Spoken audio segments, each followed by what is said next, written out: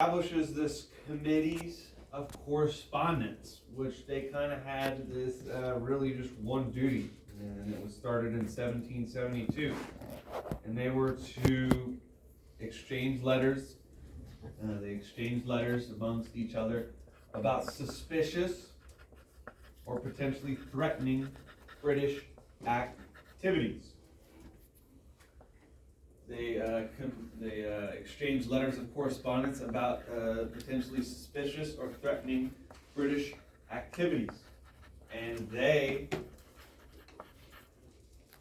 much in ties with the Sons of Liberty, would sometimes take action. So the committees of correspondence. The next incident we have is called the Gaspee incident. There's a ship, the Gaspee ship, which was notorious for hunting down smugglers, smugglers of non-British goods that the colonists would buy to boycott, essentially. And the Gaspee was kind of, the hunter of these smuggling ships, of these smugglers.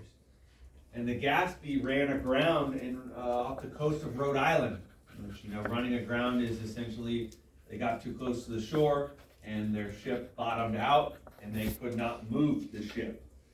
And so these sailors remained on the ship for days. And the colonists, who were not fans of the Gaspee because they would stop the smuggling ships, and the colonists dressed up as Native Americans and raided the ship and forced everybody off the ship to the coastline, to the coast, to the beach, and then set the ship on fire. Now, the British had no clue who had done this. They thought it was essentially just Native Americans. They disguised themselves very well as Native Americans for this incident, which we'll learn in the Boston Tea Party. They didn't disguise themselves very well, which might have been a reason for that, to kind of show it was the colonists, but those colonists wanted to be protected and didn't want to be killed. But in the Gaspee incident, they dressed up as Native Americans, went out just a few, probably about 50, 60 yards off this coast where this ship had bottomed out, and set it on fire. And the British response was they investigated, and they couldn't end up finding anybody to be the guilty party for this event. And then next we have the Tea Act. Tea had been taxed for a long time coming, and they kept requesting, the colonists, in their legislation, which didn't really have any representation, which is kind of the whole foundation of this, is, we want taxation we don't want taxation without representation. We want representation. We want to say in what's being done to us, what's these acts and taxes being passed to us. And so the Tea Act actually lowered the tax that was placed on tea. I think like 3 cents on the pound. It was very, very, very small tax. And the colonists are still outraged because they're like, look, we do not want to pay any tax whatsoever on tea. And then Britain's like, look, we just reduced the tax on tea, largely because the colonists were buying Dutch tea, smuggled Dutch tea. And so the British East India Company was losing out on consumers. They were losing out on people buying their tea. So they're trying to persuade the British to reduce the tax, and then they reduce it so low, they're like, okay, they're bound to pay this amount for our tea. And the colonists say, no, we are not paying for this tea. They refused to pay for this tea. Now, in response to this Tea Act, we see the Boston Tea Party. Watch another quick little video about the Boston Tea Party.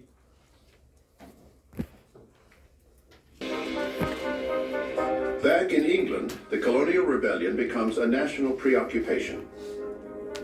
Over the next 3 years, Parliament keeps trying to impose its authority with new laws and new taxes.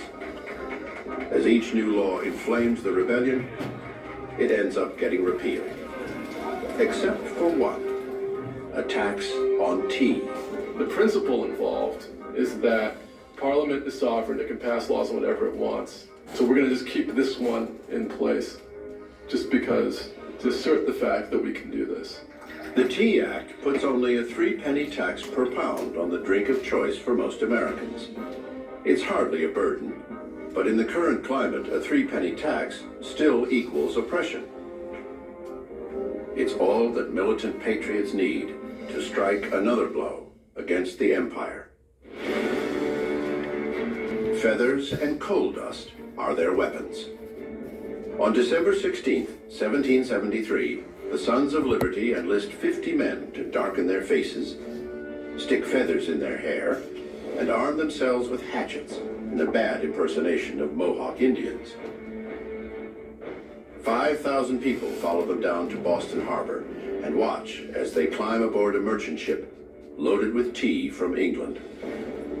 With British soldiers absent since the Boston Massacre, there is no one to stop them. 342 crates of tea worth 10,000 British pounds are cast overboard. This wanton act of sabotage, which becomes known as the Boston Tea Party, will soon push the two sides to the brink of war.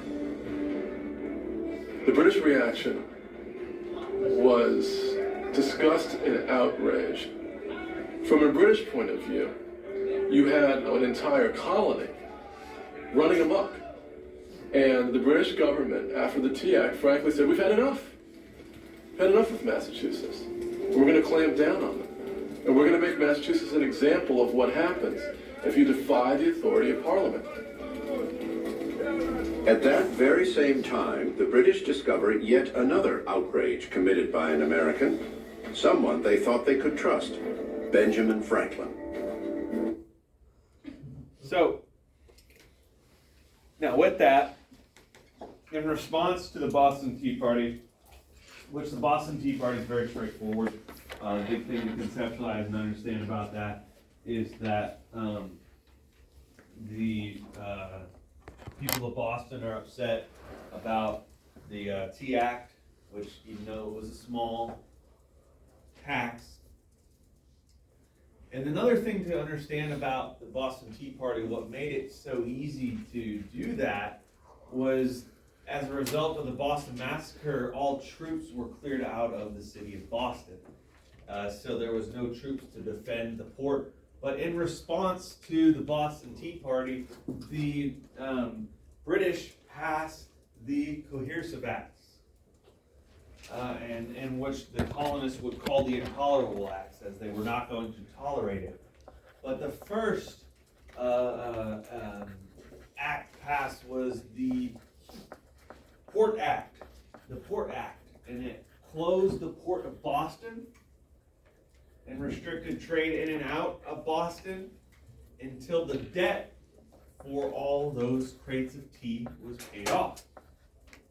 The second act was called the Massachusetts Government Act, and it reduced the power of the Massachusetts legislature and strengthened the power of the royal governor of Massachusetts. The third act was called the Administration of Justice Act, which, instead of British troops and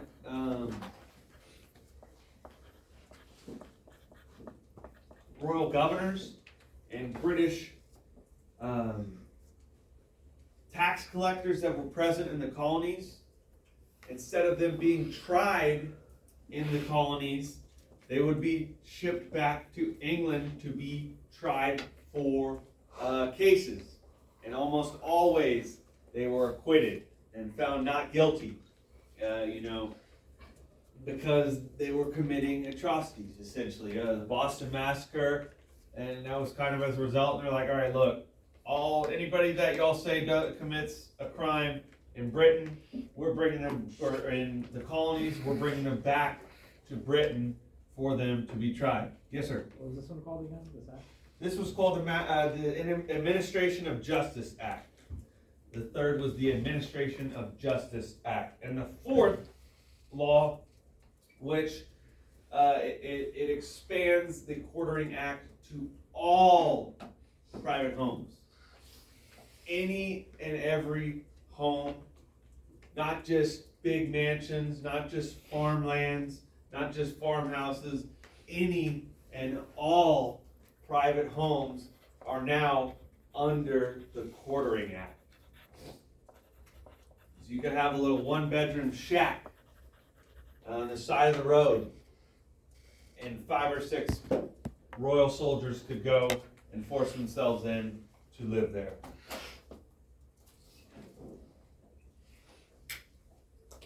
Now, when Britain passed the Coercive Acts, the British government also passed a law organizing the Canadian lands gained from France. And it was called the Quebec Act. And the Quebec Act established Catholicism as the religion of Quebec. It set up a government without a representative assembly and extended Quebec's boundary down to the Ohio River.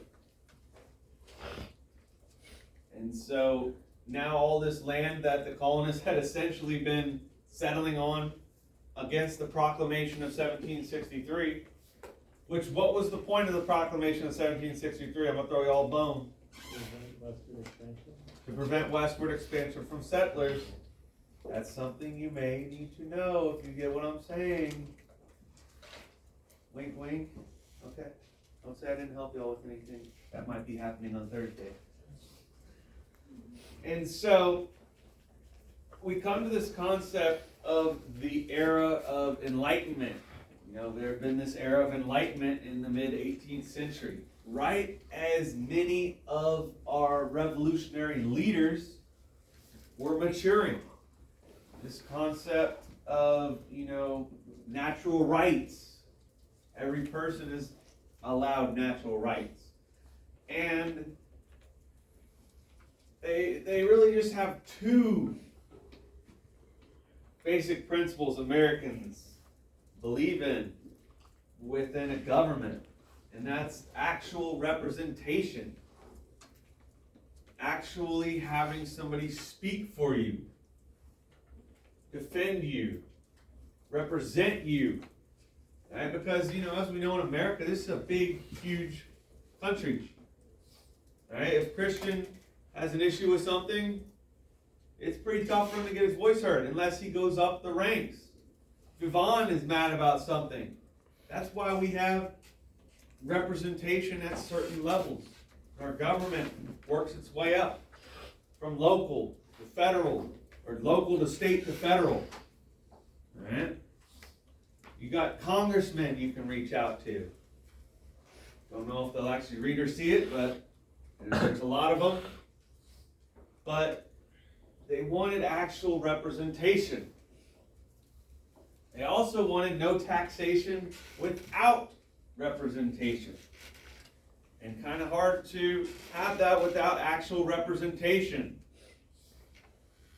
And so John Locke, as we see and read that common sense excerpt, quizzed over it, and I did really good on it, so I hope we have an understanding of common sense. This kind of becomes the foundation and basis for our revolution in America. And for kind of the beginning of the establishment of the United States of America. All of these events leading up to it is what finally breaks Campbell's back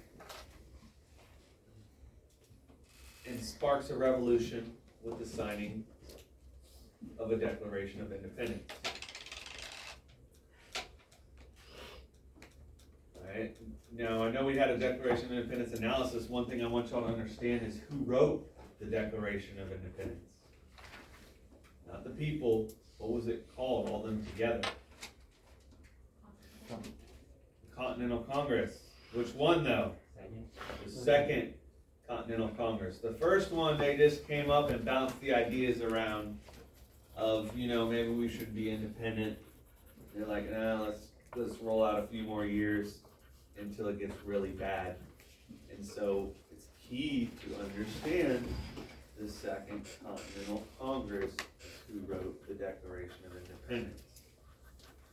That's another wink, wink one. You get what I'm saying? Alright, any questions? Y'all got about 5 minutes till the bell rings. But,